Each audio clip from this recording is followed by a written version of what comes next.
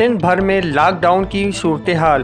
कब्रिस्तानों पर पाबंदी के बाइस आवाम अपने प्यारों की कब्रों पर फातिहा ख्वानी करने से महरूम। कब्रिस्तानों पर पुलिस और रेंजर्स की भारी नफरी तैनात। जबकि कब्रिस्तानों की क्या सूरत हाल है, आपको बता रहे हैं हमारे नुमाइंदे अजीम अहमद और सैयद साजिद अली।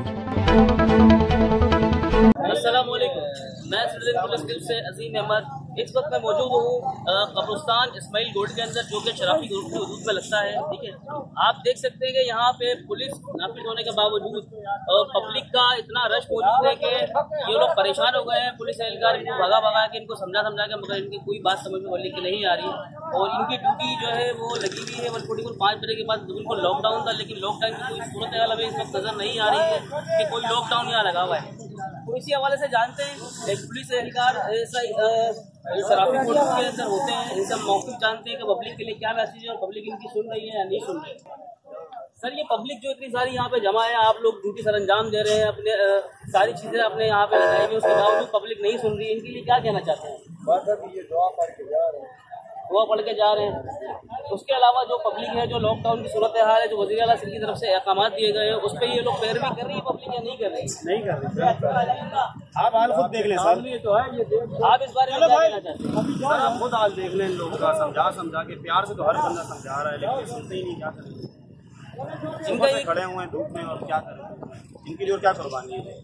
इनका ये कहना है कि हम इनके लिए कुर्बानियाँ दे रहे हैं, हम इनके लिए घरों से बाहर हैं, हम इनसे कहते हैं कि आप हमारे लिए घरों में रहें, मगर ये नहीं सुन रहे, कोई भी इस बात में समाज नहीं उठा रहा, पब्लिक इनके साथ कोऑपरेट नहीं कर रही है। तो ये भी इतने परेशान हो गए कि किसको क्या करें और किसको क्या नहीं करें। तो अगर कुछ कानूनी कार्रवाई करते हैं तो उस पर ये कहती है कि पुलिस जो है ना ज्यादती कर रही है। उसके बावजूद ये सुबह से धूप पे, कड़ी धूप पे, सुबह 7 बजे से ड्यूटी दे रहे हैं।